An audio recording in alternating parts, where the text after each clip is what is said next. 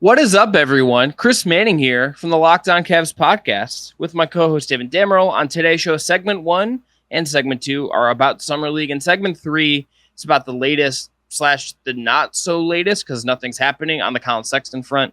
We'll talk about all of that today and more. I want to thank you, by the way, for making the Locked On Cavs your first listen every day. Remember, we are free and available wherever you get your podcasts. Today's episode is brought to you by BetOnline. BetOnline has you covered this season with more props, odds, and lines than ever before. BetOnline, where the game starts. The music you heard on the way in, at least in audio form, is from our friends at Astral Radio. Check them out on Apple Music or Spotify, and check out some of their upcoming shows in the greater Cleveland area. Check out them on Instagram to find the show dates. I'm Chris Manning, covering the Cavs and the NBA for places like Dime, on Uproxx, and A Space Fear the Sword. My co-host is Evan Damerl, primarily at Facebook's Right Down Euclid. Evan, we're going to start talking today about Summer League. The Cavs are 1-1 in Vegas. They beat the Spurs. They lost to the Nuggets on Sunday. They play next on Wednesday at 5 p.m. against the summer version of the Charlotte Hornets. So I think where we have to start here is Cavs first-round pick Ochai Agbaji feels like the headliner for us as we're dissecting what we're seeing in Las Vegas, or at least from afar because we're not in Las Vegas. Yeah, that's definitely the player who stands up most. I think that's the player you really want to observe. And I know folks are going to point out that his shooting numbers aren't the best, but if you're the Cavs, there are some positives from the Ochai experience thus far, which is always a good thing. I think you're seeing a variety of his shot profile too, where he's just not taking 3-pointers like you saw in the game against the Nuggets. He failed sometimes, but he was trying to drive to the basket and use some of that athleticism and physicality to his advantage. I think Mike Garrity mentioned during pre-Summer League media availability that they wanted to use Agbaji a little bit as like a secondary playmaker, sometimes like just as a player who could like drive and kick or just make the extra pass. And like you saw a little bit of that against the Nuggets. Obviously the 3-point shooting is the biggest allure though, but I don't think people should be too worried. At its core, Summer League is a glorified scrimmage. I think people taking too much stock from these wins and losses and shooting numbers when maybe guys aren't going full tilt when they have guaranteed money behind them is a good thing. And I wouldn't be surprised if Cleveland maybe lets him play like another game, maybe a game and a half, and then they just shut him down for the remainder of Summer League because there's no point in him getting hurt. But Agbaji has looked good, like I said, and also just the fact that he on fast break scenarios, like runs to the corners right away, like you saw with Isaiah Mobley getting the ball and like just kind of has the extra pass to Agbaji in the corner. Like there's a lot of good things from Agbaji so far that is positive momentum builders is how I'm going to phrase this heading into training camp later this fall. Yeah, I think the template of what we're seeing him do makes a lot of sense. Like he's coming off of pin downs. He's sliding up from the corner and pulling up. There are some pull-up threes you're seeing him take. And I think like that is stuff and the willingness to shoot is really what's going to earn him minutes if that's going to be in the cards for him from day one. You know, he earns a spot later in the season, all of that stuff. And there's a lot of time for us still to discuss, I think, looking forward, like where his spot in the rotation is really going to be. But I think the template of what he's done, where it's a lot of shooting, it's a lot of coming off of screens, it's quick shots, it's not, dribbling a couple. It's not even like dribbling into shots. It's really like he gets the ball on a handoff or a pass and he's firing. And like that is a skill set you could see the Cavs having use for. And like if it looks good, it will come good. I think the other part of it, Evan, is I think he looks just like very poised. And I think like you see him as a guy who, like there's times where we see him on defense where like he's not going to get a steal. He's not going to get a deflection or anything, but like he's defending.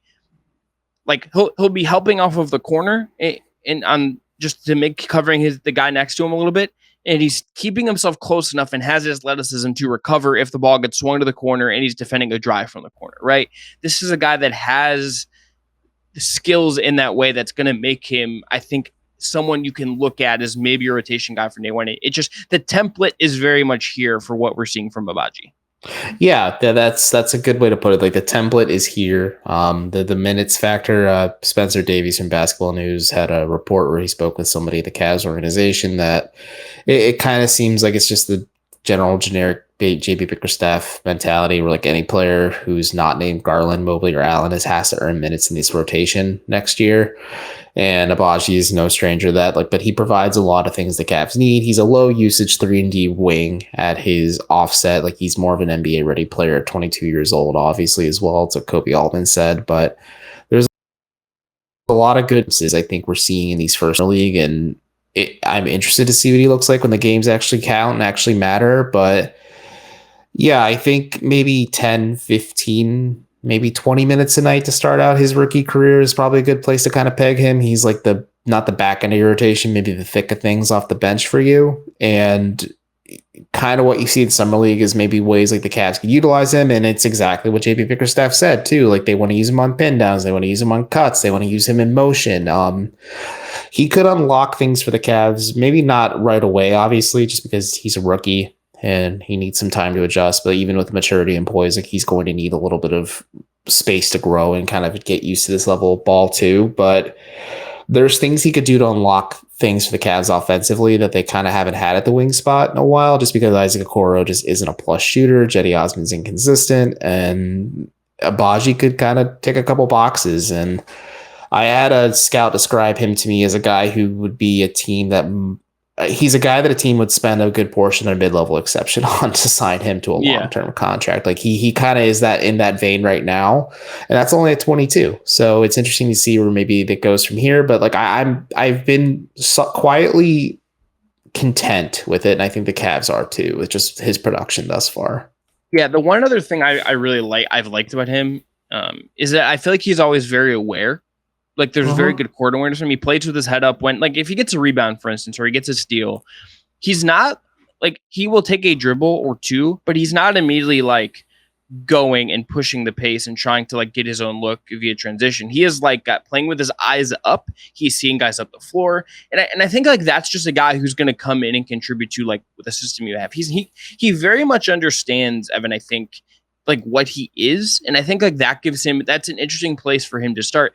It was interesting that some of the broadcast interviews can be sort of tricky and you don't always learn that. Yeah. I thought one of the most illuminating things GB Bickerstaff said in his was that he felt it was look, you get a lot of these guys who are until a certain point are the best scorer on their team, right? They're the best athlete on their team. Ochai has never really been that dude. And he but he still succeeded in his role. And I think there's something very admirable about that, and it sets a baseline, I think, of how we can think about him and where that pushes him and how that gets stretched and whatnot, and what his role sort of looks like will be really interesting to see in that context in my mind. Yeah, I agree, and in the context of just broadcast availability, I think Darius Garland is saying this is his time, he needs to be shooting it as much as he can. These are opportunities for Agbaji to just kind of get comfortable playing with NBA caliber players. And also, to Garland's point, Agbaji may not have the opportunity to take 10, 15 shots a night on these instances, but because the games will actually count at that point. But during Summer League, these are important. Mike Garrity has been reported, according to Kelsey Russo, because she is on site in Vegas, that they just are encouraging him to keep shooting it. And I am interested to see what he is and what he will be, but he is very much an NBA ready player out of the box, and we're kind of getting a lot of that too. And I do like his fit overall with Cleveland. I liked his fit the night of the draft. It's obviously not the sexiest pick in terms of AJ Griffin just being the pick after him, but I like what Ochai Agbaji brings to the table overall, and I'm more so just interested to see how he's utilized when the Cavs have their full rotation and unit in place. Obviously the Sexton's question is looming. We'll talk about that later in the show, but Agbaji could be an interesting piece just in however he's utilized in this rotation, whether it's towards the top end of things as a sixth man or possibly a starter, or is he the back end of the rotation to start things and he has to climb his way up the ladder? Yeah, I think that'll be very interesting to see. But again, I think that if you're looking for a takeaway for Agbaji through 2 Summer League games, which again, I wouldn't describe a ton of weight to some of what you see in some of these. They can be very fun and all that, but I think putting weight on these is tricky. seeing the way I think he's playing and what he's doing, I think it's like I look at him versus some of the other guys we're seeing, I think like notably RJ Nembhard, and it's like what Agbaji is doing feels much more directly translatable to like his role on the Cavs versus what maybe Nembhard is doing and what his theoretical NBA fit could be. Like that to me is like the difference between some of that. I somewhat agree with that. We can talk about Nembhard a little bit in the next segment if you want, because we're probably pressed for time and ads and everything. But Nembhard's giving me a little bit of juice here, and there's something there that I want to keep, like I want to extrapolate on a little bit. But you have a word from our first sponsor. Yes, we're going to put a pin in that. After the break, we're going to talk about Luke Travers, RJ Nembhard, Isaiah Mobley, and Amarcia, who's to me haven't been one of the fun surprises. Oh yeah, I was hoping we were going to talk about him. Mr. Can't Miss until he missed one, but yes, we're going to do a little speed round on some other guys. But first, going to tell everyone about our friends at BetOnline. BetOnline.net is your number one source for your betting needs and sports info this season. Find all of the latest sports developments, league reviews, news, and more, including the ongoing Major League Baseball season and NBA futures and boxing and MMA, all of that. BetOnline is your continued source for your sports wagering information, including live betting, esports, and scores. And BetOnline.net remains the best spot for all your sports scores, podcasts, and news this season and really all seasons. BetOnline.net is the fastest and easiest way to check in on all your favorite sports and events, including MMA, boxing, and golf. Head to the website today or use your mobile device to learn more about the trends in action. For example, the Cavs are plus 10,000 to win the title next year as of right now. In the Coach of the Year odds, JB Bickerstaff is plus 2,500. In the Defensive Player of the Year race, Evan Mobley is at plus 1,600, while Jared Allen is plus 2,500. There's other Cavs-related odds there as well if you're so interested, plus all of the other great stuff.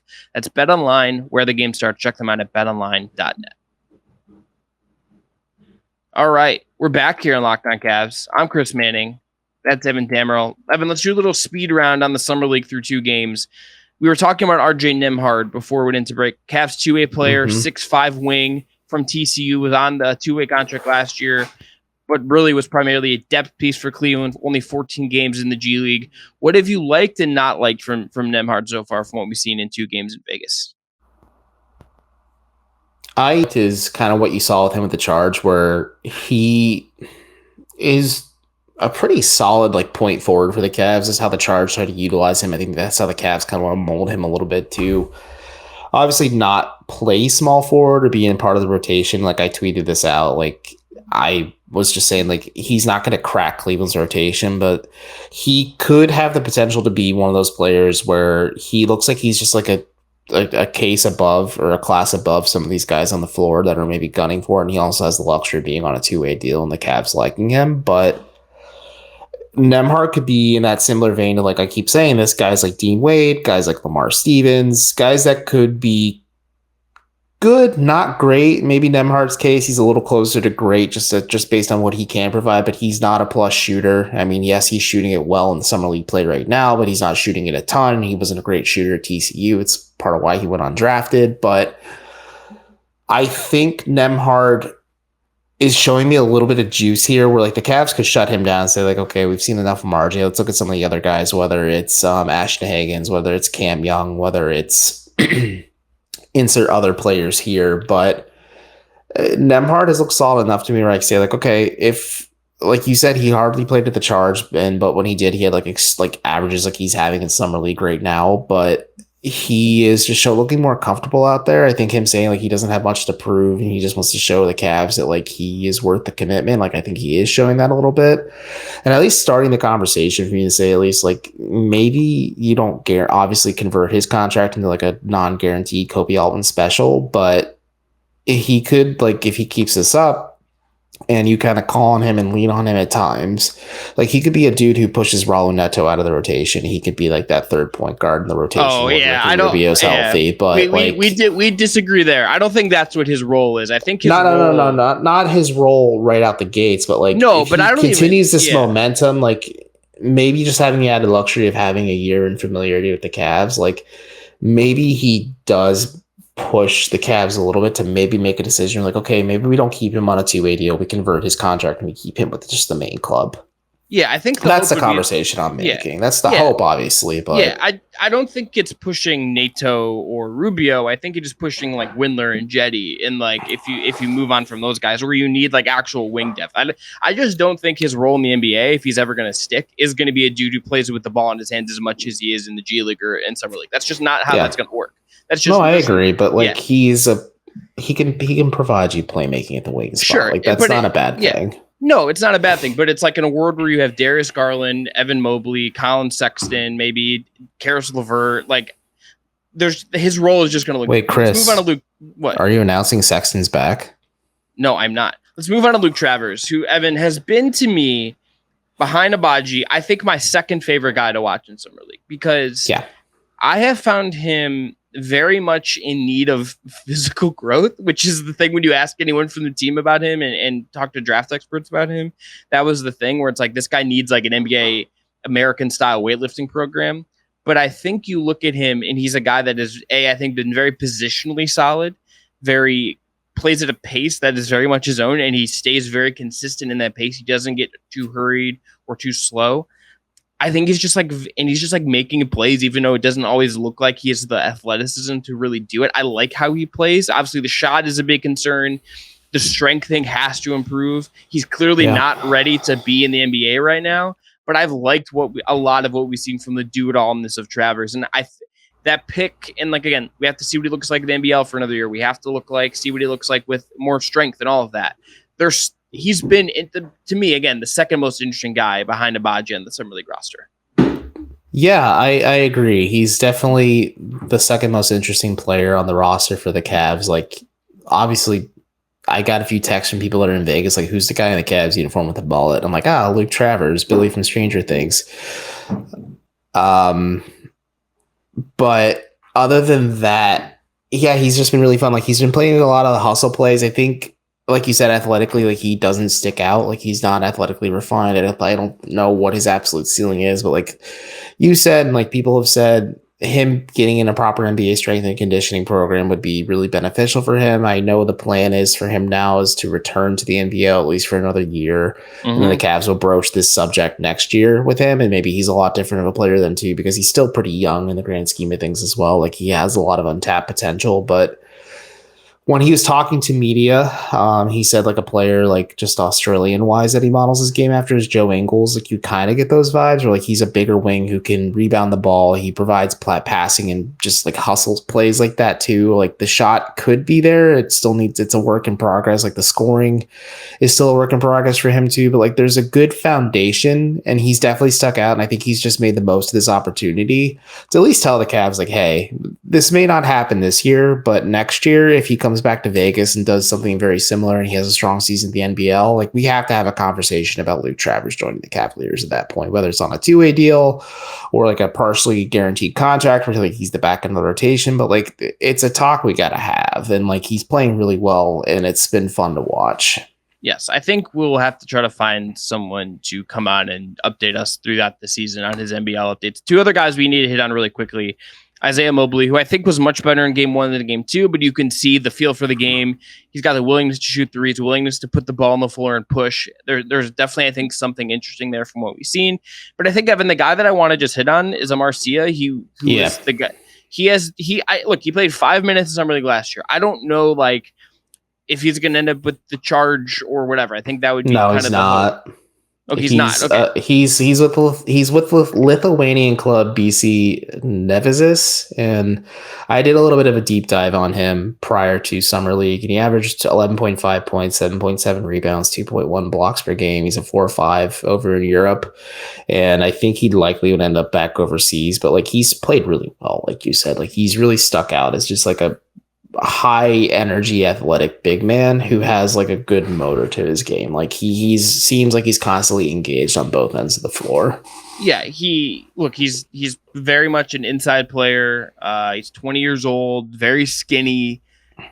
If this was a guy that, again, like you're right, he's playing overseas, but if you could get him like in your program in the G League, like, that's the kind of guy that I think could be really interesting in that setting. But he's been a ton of energy, running the floor, making plays, like he's doing stuff, and he's kind of been the guy most consistently that has popped for me. Like I don't think he's necessarily, like, he's not even the best. He's obviously, I think, not the best prospect on this team.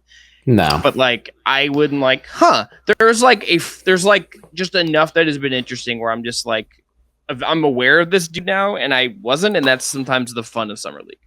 Yeah, I think that's the beauty of summer league is there's a lot of guys like RJ Nembhard didn't play for the Cavs during summer league last year, but he signed a 2-way or at least a training camp deal, then I think a 2-way contract with Cleveland. But he played for the Heat last year in Vegas, and he popped enough to the Cavs. Like, dang, this is a guy that kind of fits the mold of a player JB Bickerstaff kind of wants to grow and develop, and maybe like a back end guy we want to grow and develop too. But yeah, that was the Kyle Guy thing as well, because Kyle Guy was like amazing with the Warriors in summer league, was on their bench in summer league, and then ended up with the Charge for most of the year, and then was with the Miami Heat for a spell in the NBA. And I don't even know if he's playing summer league or not, but that was the Kyle Guy thing as well. He's not playing in summer league. I think he's currently under contract with the Charge. I haven't really kept up with him, but ever since he rejoined with Cleveland. But his Wikipedia page is listed as a Cleveland Charge player, but Wikipedia, I'm not going to say 100% accurate, but either way, Sia has stood out for sure. I think just the fact he hasn't missed, but like again, a lot of energy, a lot of hustle. I think he's just a player like you keep tabs on. Maybe like the Cavs just form a good working relationship with him, and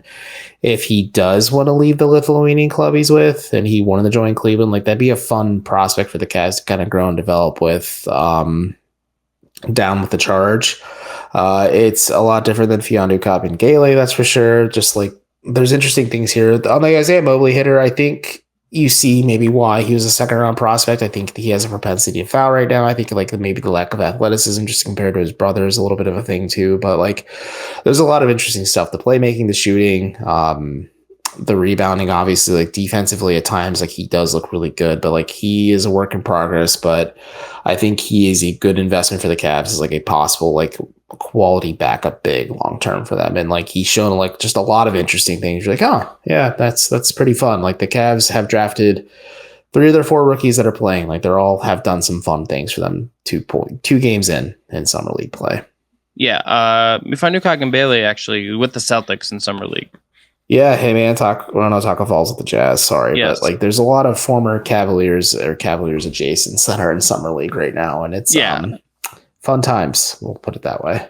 Yeah, shouts to Kabengele, interesting dude. All right, after the Myles Garrett also showed up at the Cavs summer league game, had a camera on the sidelines, and looked absolutely yoked in the summer league jersey. Do you think the Browns front office collectively like wish they had brown pants on because he was attempting ducks at like during shooter like the pregame warm-ups?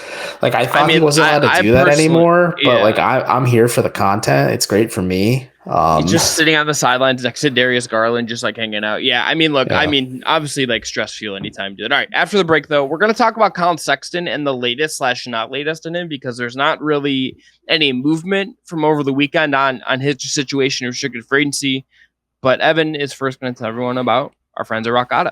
Skirt. This episode of Locked On Cavs is brought to you by Rock Auto. With the ever-increasing numbers of makes and models, it is now impossible for your local chain auto parts store to stock all the parts you need. Wonder often pointless or seemingly intimidating questions and wait while the person behind the counter orders the parts in their computer, choosing the only brand their warehouse happens to carry. You have computers with access to rockauto.com at home and in your pocket. Save time and money when using Rock Auto. Why choose to spend 30%, 50%, or even 100% more for the chain parts from the chain store or car dealership? Rock Auto is also a family business serving do-it-yourselfers for over 20 years, and they have everything you can need from brake parts, tail lamp, motor oil, and even new carpet. So, go to rockauto.com right now and explore their easy-to-use website and see all the parts available for your car or truck. Right, Locked On in their How Did You Hear About Us box. They know that we sent you. Amazing selection, reliable low prices, all the parts your car will ever need. Check them out today at rockauto.com. All right, we're back. Chris Manning, Evan Damrell here. Let's talk about Colin Sexton, Evan. So there's nothing about. So there's nothing new. We don't have any inclinations as of right now. I poked around this weekend. There's nothing really that has moved here. I think that where we are at with this is that these two sides are staring at each other, waiting for for one side to blink, one side to make a move. So Evan, I want to frame it in this way. I have just a question I want to ask about this, because this has, I think, been a point of conversation and seeing people talk about this on Al Gore's internet. A series of tubes. When you look at Colin Sexton's situation, can you see a scenario? And I want to be very clear about this. I don't think this is where this is at right now, and I don't think it's close to that.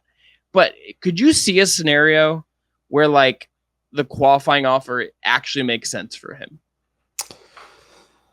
I mean, if a long-term contract is worth less than the qualifying offer, yes. I actually had a listener a reader on Write Down Euclid ask me this for the mailbag, and at least from my perspective, if you were Colin Sexton, you were staring down the barrel of a 4 to 5 year contract with the Cavs last offseason. You declined it. You bet on yourself. Unfortunately, you tore your meniscus and were out for the remainder of the season. And there are other factors outside your control, whether it's the Cavs winning without you or the Cavs possibly making the playoffs without you. Like, there's a lot of factors that just weren't in play for you. It's unfortunate, but like you said, you sniffed around on this. I sniffed around on this. I don't know if the qualifying offer is necessarily in play. I think it's definitely going to be like a back pocket option if you're calling in his camp at Clutch. But at the same time, like, you have to take into consideration, like, how much are you willing to let this go out? And if you're the Cavs, like, how comfortable are you to let this drag out? Because like you said, it is a stare off at this point. Whoever blinks first, whether it's Colin's camp, whether it's the Cavs side of things, like, they're still working towards that middle ground on what number financially is acceptable for both sides. Chris Fedor's reported it. Multiple people, I think Mark Stein reported as well. Like, the market just doesn't exist for Colin anymore. It dried up around him, another factor outside of his control. And I just don't think a team necessarily wants to take that gamble on a guy who hasn't really played in a winning situation like the Cavs have right now. And there's a lot of factors at play that you have to, like, give you pause and give you question on things. And you're just kind of taking that into consideration. Like, I know I've been on the record multiple times saying I'd rather have Colin Sexton than Caris LeVert right now, but like at 20 million plus, that gives me pause. Like, if you're paying Colin Sexton, Caris LeVert money, that you could sell me on the idea of it based on how the contract's structured. But at the same time, like, I don't know how much higher I'm willing to go. And clearly the Cavs don't want to go much higher either, because they don't want to be in the luxury tax either when it comes to paying Colin Sexton. So, like, there's just a lot of factors at play.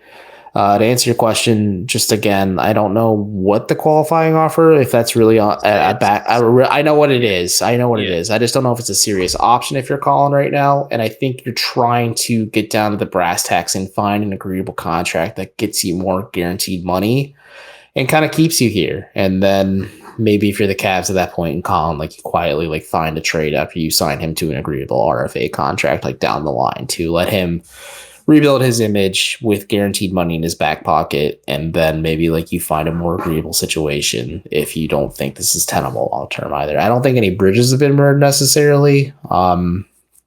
But also, it's just, you have to question, like, his overall fit in the grand scheme of things too, just especially with how much money you're willing to commit to him financially. So if he took the qualifying, $7.2 million. That's not what I think he's hoping for. That is below what I think the Cavs. I think that's below, frankly, what the Cavs would view him as, like, a year-to guy. Let's just say the Jordan Clarkson contract, which Jake Fisher has reported is one of the, like, roughly kind of what the Cavs had offered, something similar. That paid Clarkson like 12.5 per year. Started 11.5, went up to 12.4, went to 13.3. He's going to make $14 million this year with the Jazz, yeah. With the Jazz. A little bit older, obviously, a little more of a known quantity. I think Colin's argument, I think very fairly, is, look, number one, I've been more efficient than Clarkson has been. Number two, I also just have more upside because I'm younger and all of this stuff. And I understand that argument. I think where I look at this, Evan, is I just can't.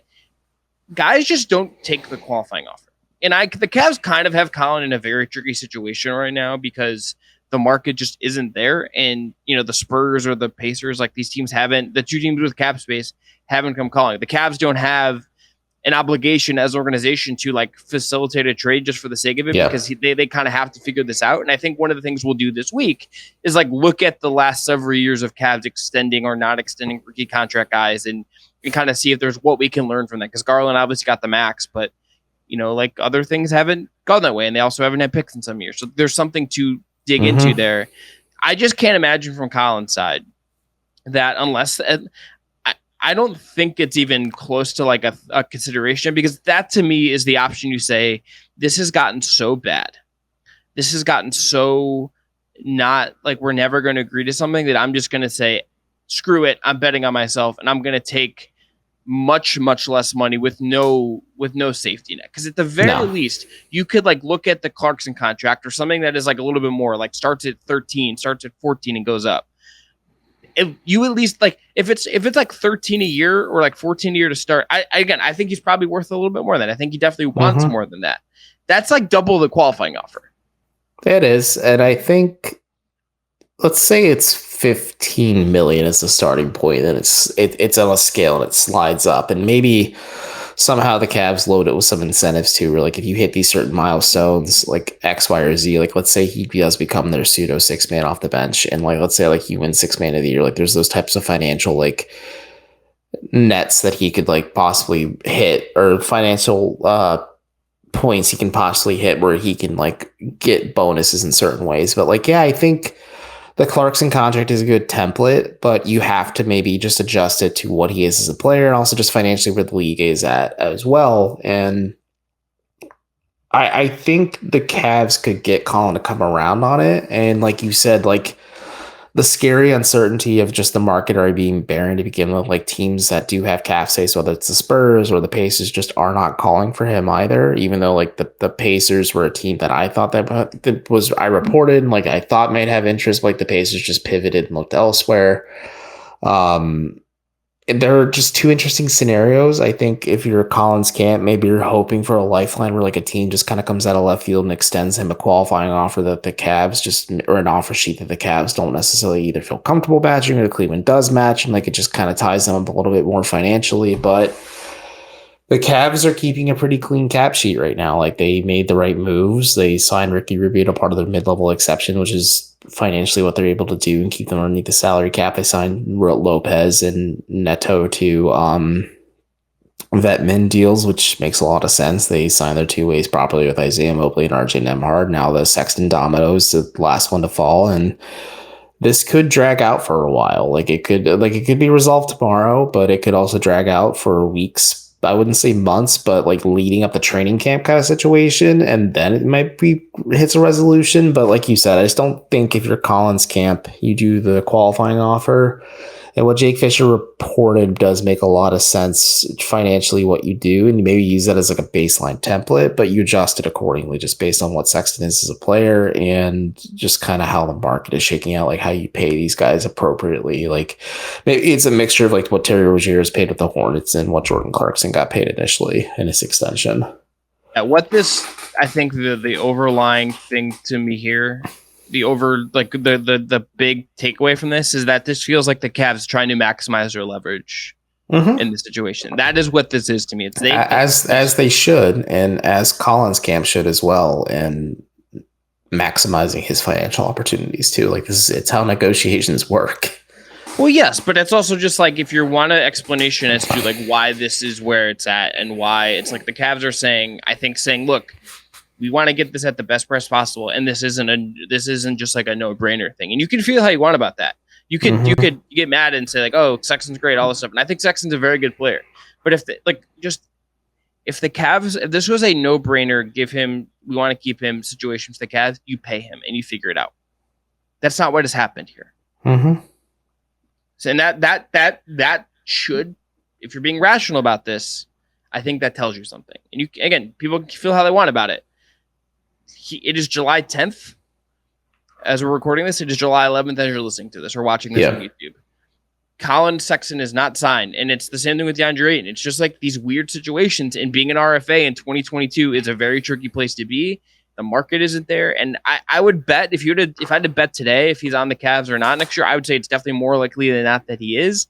I just don't know like how exactly that happens and what that looks like at this point. It's sort of unclear based on what information you can get from reading other people, you can get from talking to people about it. It is just unclear about how this ultimately plays out as we're recording this, even if it feels like the logical endpoint is Colin Sexton's playing for the Cavs to start at the beginning of next season. Yeah, I remain confident that Colin Sexton will be playing for the Cavs. Like you said, I still don't know what capacity his contract will look like. I don't think the Cavs would do all this public lip service if they didn't want to bring Colin back. It's just, you got to find the right price, like you said. And that's just the trickiness and the murkiness of it. Is teams outside of Cleveland have made it publicly known, like, how they feel about Colin. Like, there weren't teams like tripping over themselves, like fighting each other to sign him in restricted free agency or just in general, just because of how tricky the Cavs situation was financially. But at the same time, like, just I think other teams like Detroit pivoting and just absorbing a lot of the Knicks bad contracts for future picks, and Jalen Duren is probably the right move for them, instead of making like a win now signing like it is with Sexton. And now it's negotiations. We have to figure out what the next steps are and just kind of see what happens from here, you know? Yeah. No idea. Who knows? No, it's uncharted waters, and we will talk about it when it happens. But until then, like, the Sexton question is just kind of wait and see. And like Chris said, like, you need to be rational about this. I don't think there's like some like grand conspiracy in conjunction with the media and the Cavs just to, like, downplay Sexton's value or things like that. Cavs deep state is what you're trying to say. There's no Cavs deep state like some of the Sexton truthers with their tinfoil hats try to lead on for you. But he was never going to sign the max contract. That was never financially a thing. Maybe there's going to be some hurt feelings. I don't think he's jealous Darius got a max contract. Like, I saw that conspiracy out there too, but it's not that deep. Spencer German actually asked me when you tweeted, would you rather have Karis LeVert or Colin Sexton? And I tweeted the Joker gif. He's like, do you know something? I'm like, no, I was just ripping Chris. That's all it was at the end of the day. It's not that serious. So we'll see what happens. I for one would never mess with Chris Manning normally, but we'll see what happens. And that's a lie. It's locked on liars right now. But yeah. We'll touch it on Sexton from time to time, but for now, I think it's just going to be a standoff until one party blinks and then the other one kind of capitalizes on that momentum. Yes, so we will be back tomorrow. If something happens with Sexton, we'll do that. I think what we're going to do, Evan, is I'm springing this on you now, but we're going to do, because there's no Summer League games for us to talk about, we're going to look at specifically the Cavs' past negotiations with Clutch, because that is something they've done a lot of. And guess what? Tristan Thompson ran for a long time. J.R. Smith ran for a long time. And everything with LeBron also could ran for a long time. The problem is the Cavs, or at least for Clutch and Colin Sexton, they do not have one LeBron James to put public pressure on the Cavs. Yeah, there are some differences there, but I think we're going to look at those. And then on Wednesday, I think we should look at how, because the thing that's unique about the Cavs is that when they've changed over general managers, so like they went from David Griffin to Kobe, that wasn't like they hired someone from the organization, they promoted from within. So there's like, Kobe was around for all of this other stuff. Like, he wasn't maybe the final, he was not the final guy pulling the lever, but he was around. So I think there is something we can glean from that. So we're going to do like a 2-day dive into like past Cavs stuff to see if there's anything we can learn. And it's July. We're trying to figure stuff out. And we have 2 days off of Summer League. So we have a busy week still ahead. Got to make 5 episodes a week somehow. That's correct. All right, we'll be back tomorrow. I'm Chris. That's Evan. If you want a great second listen today, check out Locked On NBA. It's your daily dose of everything going on in the NBA in just 30 minutes. So check them out today on YouTube or wherever you get your podcast. I'm Chris. That's Evan. Be well and enjoy Summer League when it comes back on Wednesday.